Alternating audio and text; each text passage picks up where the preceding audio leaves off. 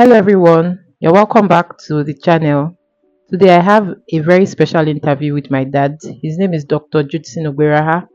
My father is one of the most influential people in my life, and I dare say in Nigeria, at least in the educational sector. I have learned a lot from him just by being his daughter and in so many aspects of life generally. And I thought that to commemorate Father's Day this year, it's important I do an interview with him so that he can share with us his life experiences thus far. So you're welcome to the channel, Daddy. So please introduce yourself. Let's start from the beginning. Tell us about your background and your life as a child, what kind of family you grew up in, where you were born, and where you lived, how life was like as a child for you. It was quite interesting. Um, I remember growing up in Ijebu, precisely in Ososa, one of the towns in within that area of Ogun State. My father was typically, a farmer, and we grew up in an agrarian, environment back then. And I remember very well. We live in a village almost about 12 kilometers away from the main town, and then we have to do kind of trekking, all that way from that village town to the main town where our school, primary school, was then. So we actually grew up with such a tough environment, a kind of upbringing. My father was a thorough disciplinarian, and he gave us that discipline, early life discipline that I think is responsible for my life today. That's the brief I can say as far as Okay. that's Thank you very much. all right. The 4 kilometers on daily basis. So really, we were not really, as it were, we were not really, focused on education because our parents were more or less like illiterates and all of that. So we're not really giving much attention to education. However, we did our best, but it wasn't good at all. I remember because we're not really that attention was not there, and our minds were not, our focus were not there. So we're not really doing well at all. For me, it was really a very bad time. I didn't do well at all. I remember on a particular occasion, an experience I can never forget in my life when the school, all the teachers, all the administrators of the school, came together on the note that we're going to have an inspection in the school. So, and they felt that myself and my elder sister, were a little bit too dull for their liking. Right, so they felt there was going to be a disgrace to the entire school should the inspectors interview us and we were not able to answer questions. So what did they do? They took us, put me in the male toilet, locked me up in the male toilet. My sister also was locked up in the female toilet for several hours while the inspection was going on. We were in the toilet, and that's where we were until we were done with on the school. When they were done with the entire inspection. So that was just to give an idea of how terrible it was growing up as a child in primary school days. Tell us about the journey of God's direction and hard work into becoming a writer and a publisher today. What has the journey been like, or how did it start up to Yes, this point? Yeah. yes. One of the things that I will interest anyone is that when you give your life to God, He will certainly direct your path. So I remember then when I left secondary school, from us I attended the Uduguru Grammar School. What we have done then, for a period of a year, 2 years, I was struggling to get admission to the university, but I couldn't. Right, so I resorted into doing what you call home lesson for children, which I started then about three of my sister's children. So that's how it started. I started doing home lesson, while I was trying to see, struggling to get admission, which was not coming forth. So I didn't know that God was actually directing my path, and just like what I said, like a joke, just like a play.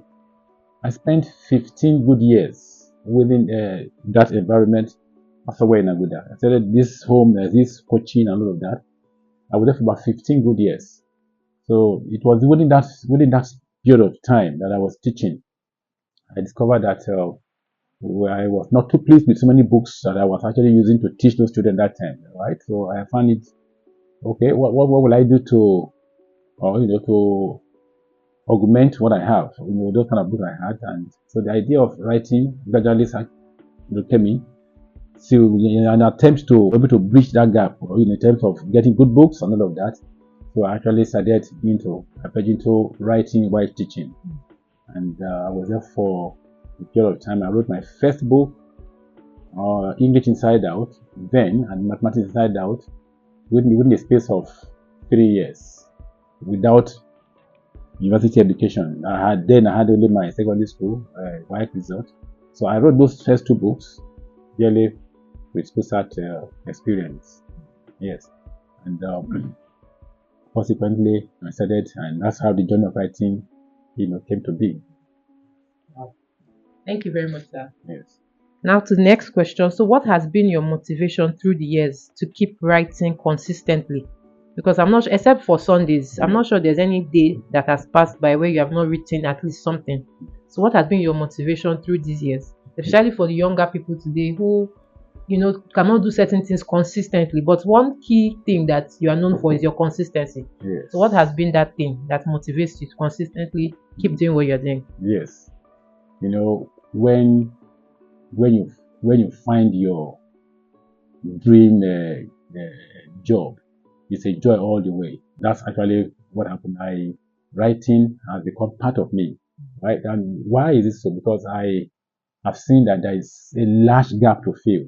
And over time, it's not a job for a short period of time. It's a lifetime job. So I see it as okay. From one step to the other, I've done, so I derive joy, in that particular job that God has given me.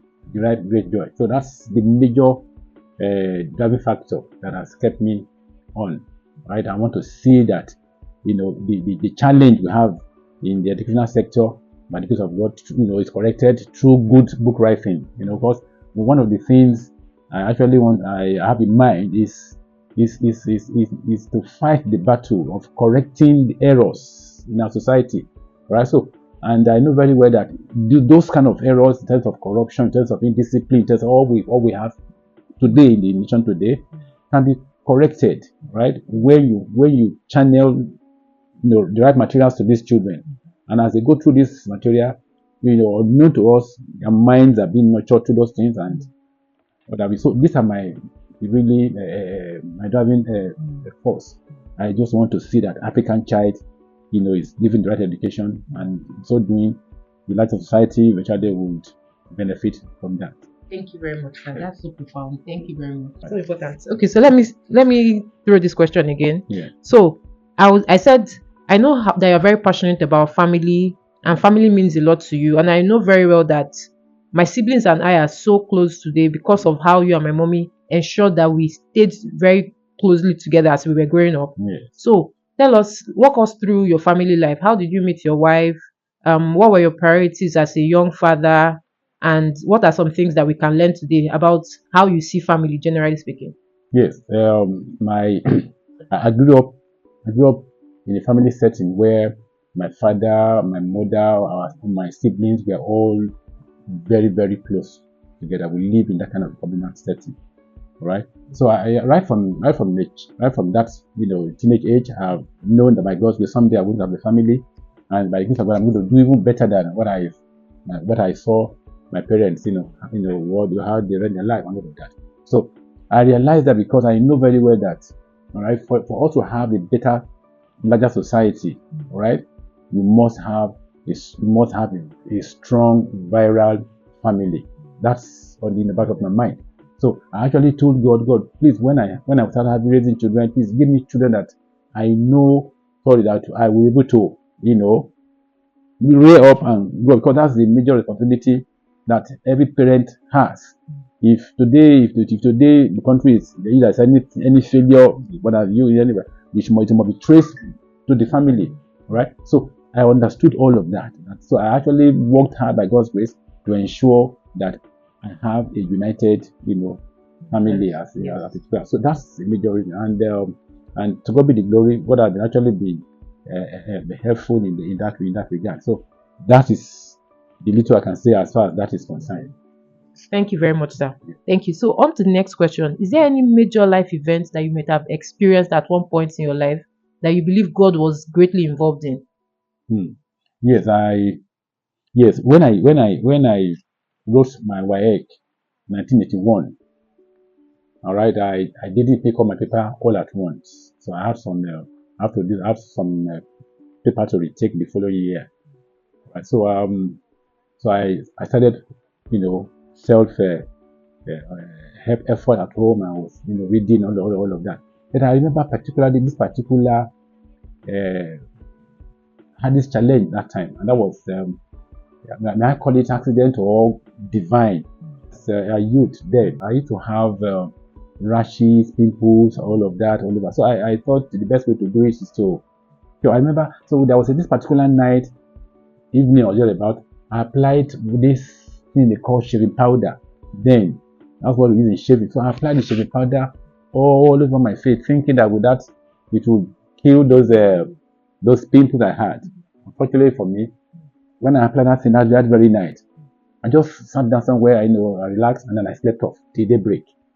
By the time I woke up that morning, I discovered that I had a terrible burn all over my face. And that kept me in-house for more than 3 months. I couldn't go anywhere. So I was in the house reading for, while I was supposed to be in school for my remedial classes, I was at home doing self-reading too because I couldn't go out. Because the burn was terrible.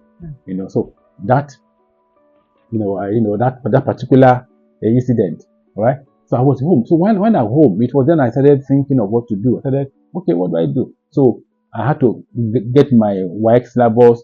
I started reading, making my notes and all of that. So it was in that process of making my notes and all of that to sit for my WAEC.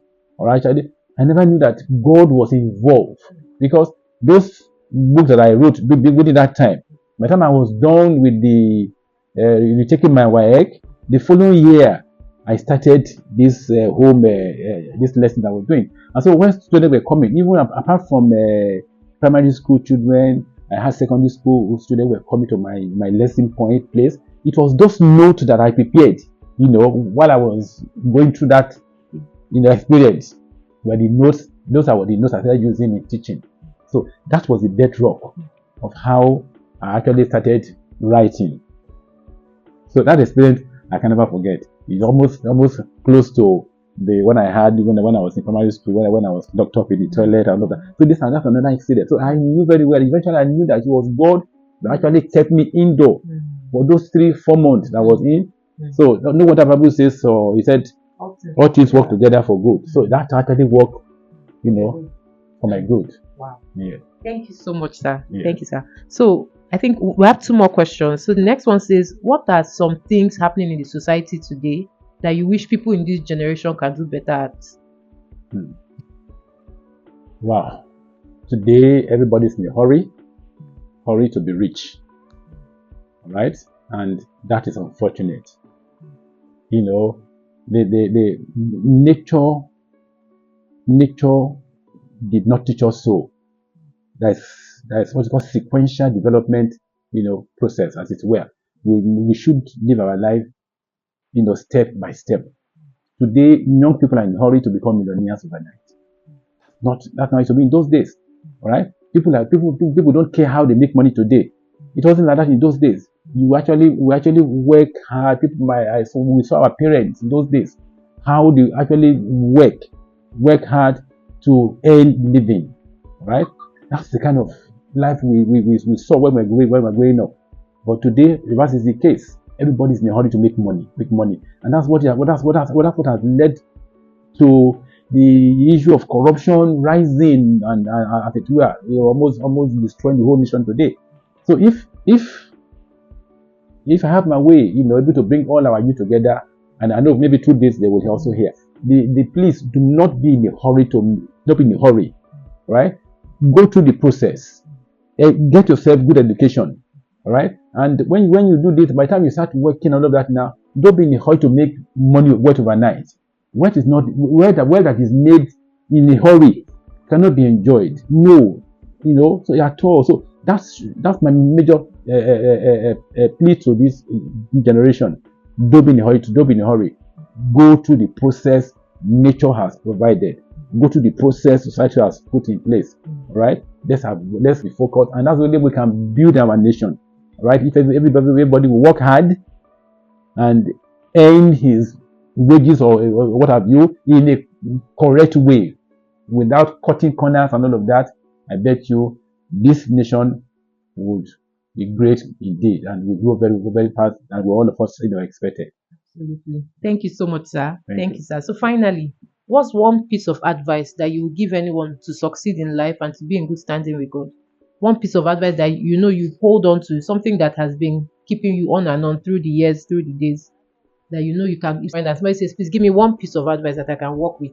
What's that piece of advice? Don't be far from God. Be close to God every time, every step of the way. All right, and that's it. Always be close to Him. He never leaves us alone. Right? I think that's the summary. All the things, whatever we do in life belongs to God. So when we are close to Him, I bet you He will guide us step by step, and that is it. So that's my advice for even to this generation, that we should be close. Let's move closer to God. Right? If you check some of my book, I remember some of my book I wrote many back. And when I was trying to think along that line, I remember telling, yes, God first, Nigeria and you. Yeah, so God first. So if we put God first in all we do, suddenly life will be better. We shouldn't be far from God. That's it. Thank you so much, sir. We are so grateful to have had you on this channel today. God bless you, real good. Thank you. All right, sir. God bless Bye-bye. you. All my dear.